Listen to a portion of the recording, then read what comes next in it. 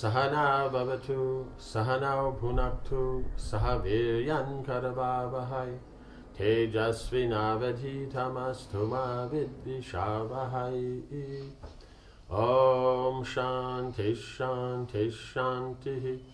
Om Jaya Shri Krishna Chaitanya Prabhu Nityananda, Shri Advaita Gadadhara Shrivasari Gaura Bhaktivinoda. Hare Krishna Krishna Krishna Hare Hare, Hare Rama Rama Rama Hare Hare. So then, here we've had Yudhishthir and his brothers go after the deer that took the yajna paraphernalia of the Brahmin, and they went after it, but trying to catch it they couldn't, and now they're lamenting that how is it possible that they couldn't have? Must be something they did wrong. So therefore Nakula made that point. So Yudhishthira replies. Yudhishthira placed his large bow on the ground. There is no limit to misfortunes in this world, dear brother. We cannot always ascertain their causes, because it is the great god Dharma who distributes the fruits of both virtue and sin. Bhishma frowned.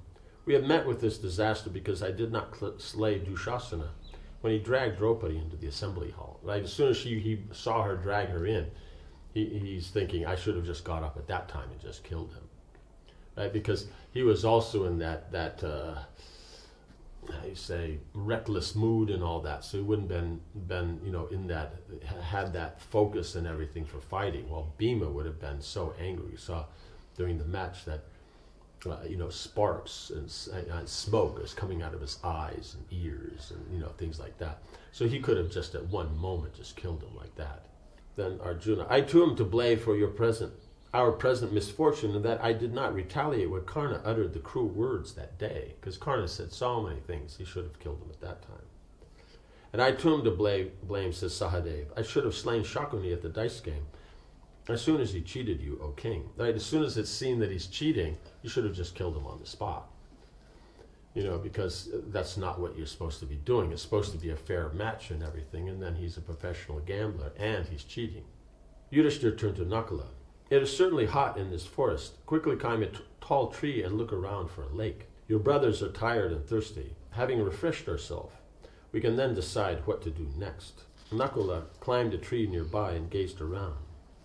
There seems to be water not far away, he called. I see what appears to be a lake and can hear the cries of cranes. Because wherever there's going to be lakes, you have the waterfowl. And they make very particular sounds. They don't make the same kind of sounds that birds who aren't ones that stay by the water. So that way you can tell where water is by their particular sound. As Nakula slid down the trunk, Yudhishthira said, O handsome brother, go and fetch water for us all. Nakula emptied the arrows from a couple of quivers and left his brothers. He soon arrived at a large clear lake covered with lotuses and lilies. Kneeling down on the shore, he was about to drink when he heard a voice from the sky saying, O child, do not drink this water. This lake is mine, and no one may drink its water without first answering my questions. Nakula looked around. He could not see anyone. His thirst was intense. Not caring for the voice, he cupped his hands and drank the water. As soon as it passed his lips, he fell down dead. Right. So that's the thing with the Kshatriyas also, because their constitutional tend to be pitta, or bile. So it's fire. So their hunger, their thirst, everything's so intense. With vata, like the Brahmins would generally be, the hunger and thirst may come up. It'll come up and be there, and then it'll go away, like that. But with the Kshatriyas, it doesn't go away, like we see with Parikshit Maharaj, and he was out hunting. He was so thirsty, he went to the Rishi's ashram. Because he didn't respond, he became very angry. So in the same way, you see here, it's just how it works. After some time, Yudhishthira became anxious. Nakula had not returned. He asked Sahadev to look for him. Sahadev followed his brother's path and also came to the lake. Seeing Nakula lying dead on its shore, he was grief-stricken. He touched his brother, looking for signs of life. Nakula seemed to be buried in deep slumber. He had not lost his bodily luster, but there was no pulse and he was not breathing. So it was as if he was dead, but at the same time, it's at the same time as he's like in a very deep sleep. Because otherwise, when you die, the luster of the body goes, because the soul leaves the body. The soul being brilliant, then that's what makes the body have that luster. As soon as it leaves, the body goes dark, and you know it'll have those how do you say? No pulse and not breathing. Yeah, Sahadev stood up, perplexed. Feeling an unbearable thirst, he went to the water's edge to drink. As he knelt down, he heard the same voice from the sky. Do not drink the water of my lake. First of all, answer my questions, and then you may drink. Sahadev was unable to heed the words. His thirst was oppressive. He took a swallow of the cool water and, like his brother, fell dead. Seeing that neither of the twins had returned after nearly an hour, Yudhishthira told Arjuna to go and see what had happened. With his bow at the ready and his sword unsheathed, Arjuna proceeded with caution. Finding the twins lying on the water's edge, he was seized with anxiety. He ran over to them and knelt by their sides. There were no signs of life. Arjuna was amazed. Who could have killed them? There was no indication of a fight. Arjuna looked around but saw only trees moving in the breeze, and the water birds on the surface of the lake. He went down to the water's edge to slake his thirst, and again the voice resounded from the sky. O Partha, do not attempt to drink this water by force. It is mine, and you may only take it after answering my questions. Arjuna shouted up to the skies, Come into my presence and prevent me. You will not speak in this way again when you are riven by my arrows. He immediately released countless arrows which, empowered by mantras, were capable of hitting unseen objects. Right, so if there's something there, let's say there's a demon who's making all these illusions and all that, he can chant a mantra that it will find that demon. Even though the illusions are there, you can't see him and all that. So he's used it before when the demons made so much trouble like that. Arjuna filled the sky with arrows, darts and javelins. Again the voice spoke. Your exertions are useless, Arjuna. Answer my question, or if you drink the water, you will die.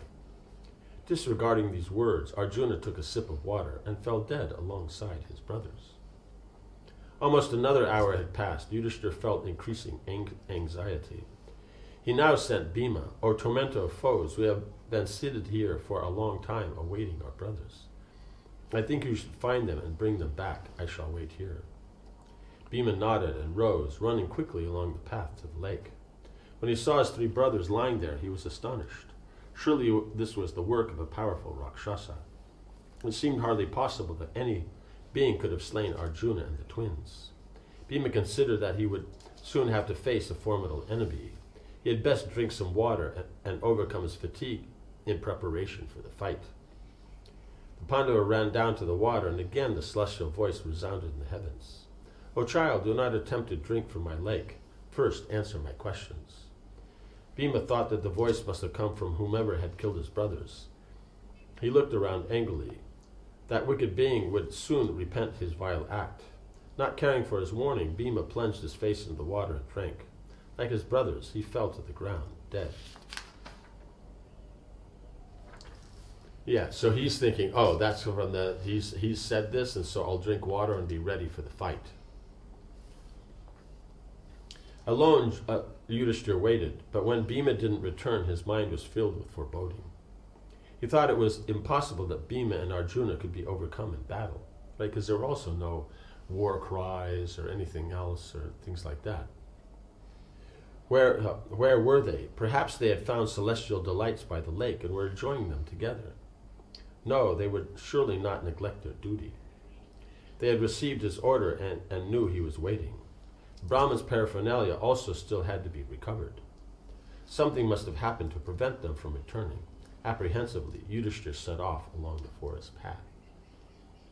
Passing by trees covered in blue and red blossoms, Yudhishthira approached the lake. The warbling of birds and the humming of bees resounded in his ears as he moved quickly through the woods. Within a short time he came to the lake, which seemed to him as if it had been transported from Indra's abode. It was covered with lotuses and surrounded by blossoming trees and varieties of wild forest flowers.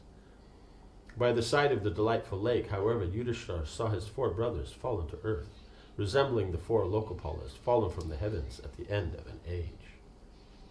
Yudhishthira ran to his brothers and fell to the ground by their side. Breathing heavily, he shed tears of grief.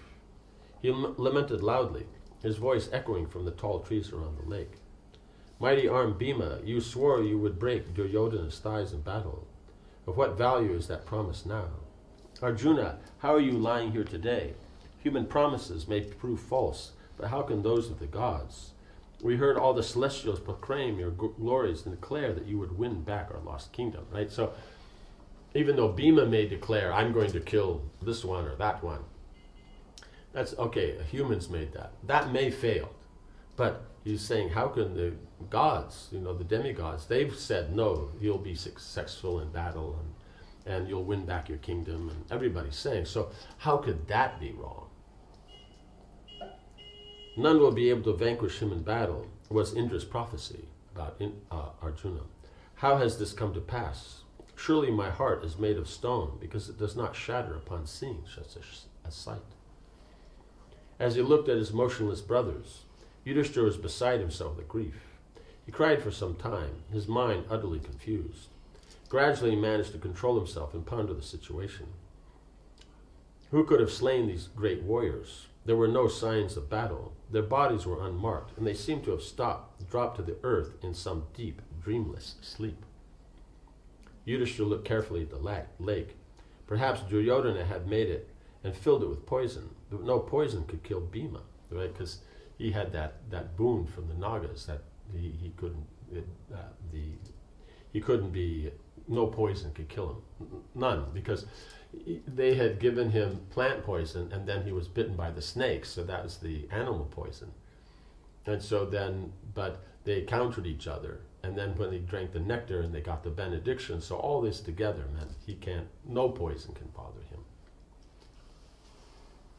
Maybe the Kauravas had conspired with the Asuras to bring about the Pandavas' death. But again, what Asura could face Arjuna, who had single-handedly overpowered the Nivadikavachas? Right, there's 60,000 of them, and he defeated them, and that was all within the ocean. So Yudhishthira looked around. He could see no footprints. Arjuna's arrows were scattered here and there, but there was no blood, right? Because he had shot them up into the air, but they just came back. It was unimaginable that Arjuna would not have hit his enemy, right? Especially with those special mantras. He never discharged his arrows uselessly, like he wouldn't just be doing it for fun. Yudhishthira considered that some mighty being without a material body must have overpowered his brothers. He examined them closely. Although they appeared dead, they had not lost their color, and their features were unchanged. Their souls were surely still present, although the symptoms of life were gone.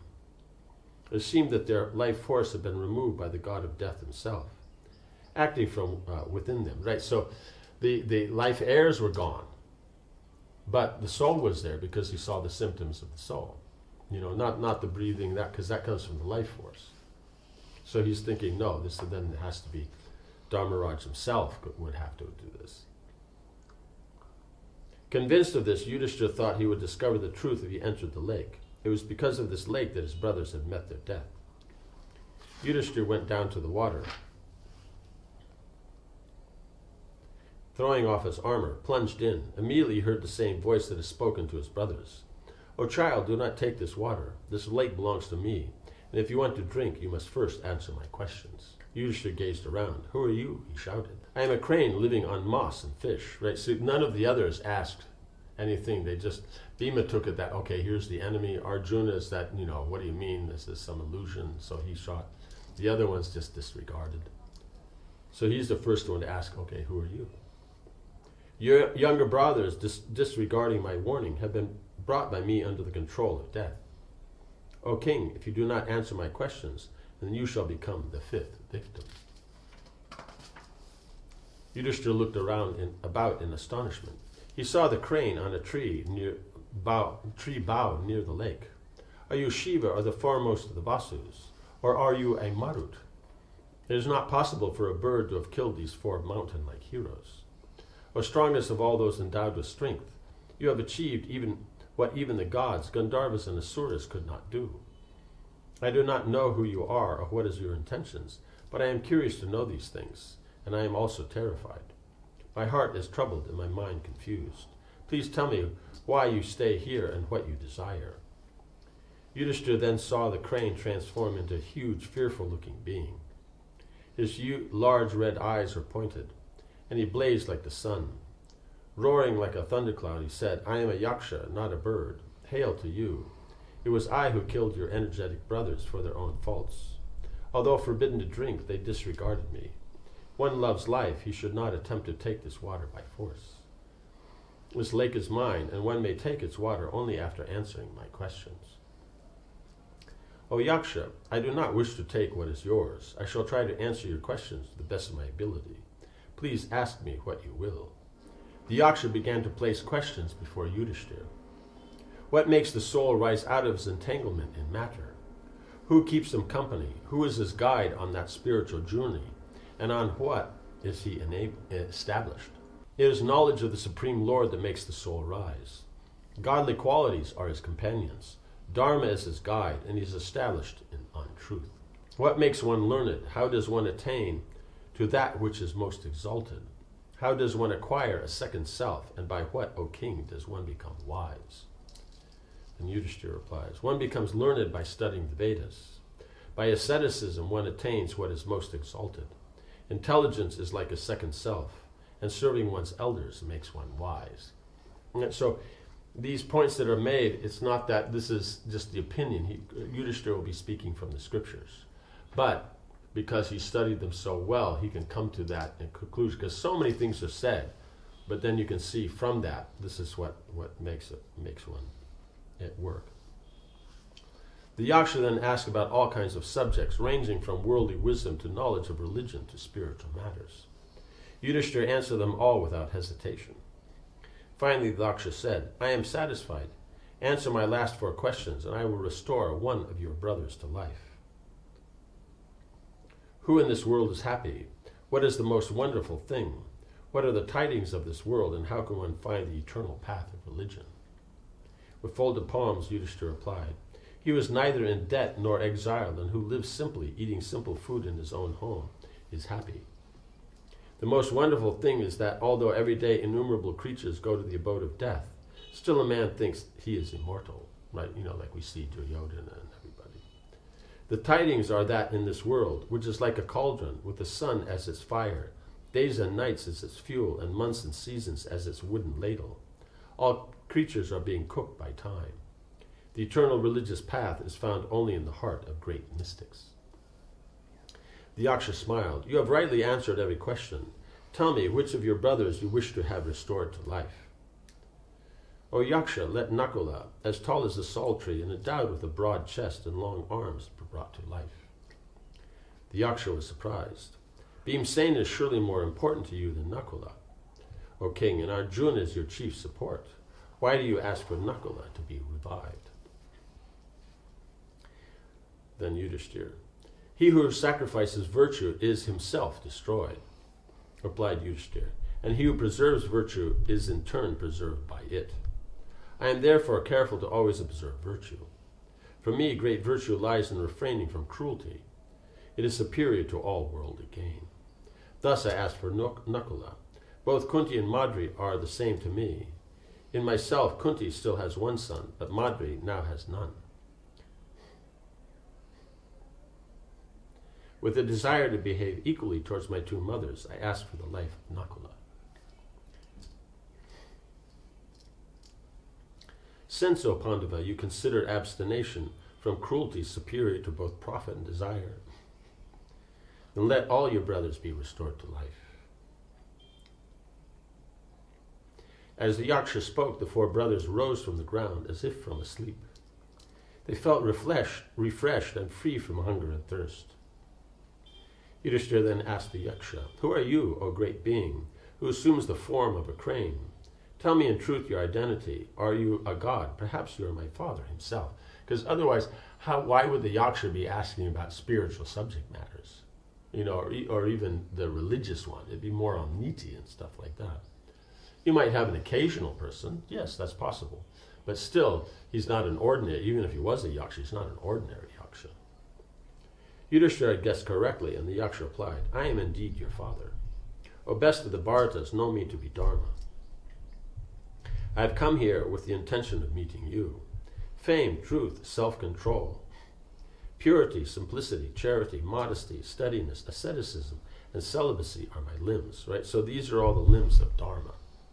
These are all the different aspects that are that make up, because Dharma means is the inherent quality of something and what it has. So therefore, then religion itself has these. Religion means what is the fame, what's the truth, the self-control, the purity. All these are required to be able to deal properly with anything. I am reached by humility, impartiality, peacefulness, asceticism, purity, and abstention from cruelty. You possess all these qualities, dear son. By good fortune you have conquered your mind and senses and practiced virtue. I wanted to test you, and I am fully satisfied. Ask me for boons, and I will bestow them. Those who are ever devoted to me need never experience misfortune. So then,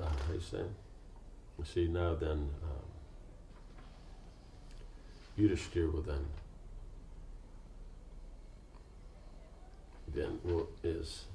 then ask for a thing. So his point is, Yudhishthira bowed respectfully before his father and said, "My first desire is that the Agnihotra of the Brahman, whose fire sticks were lost, not be destroyed," right? Because that's what they came there for.